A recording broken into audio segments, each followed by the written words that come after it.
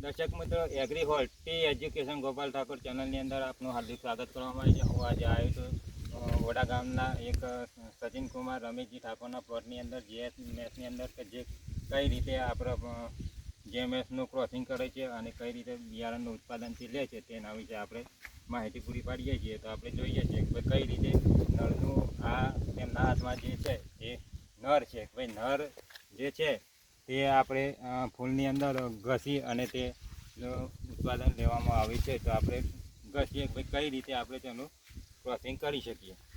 તો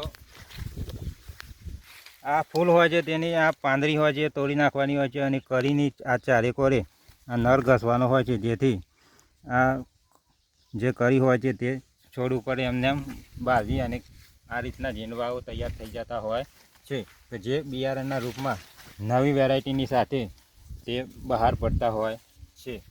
તો આટલું આજના વિડીયોની અંદર આપણે આટલી માહિતી આપવાની હતી, જે તમે શેર લાઇક અને સબસ્ક્રાઈબ કરવાનું ભૂલતા નહીં. Thank you so much.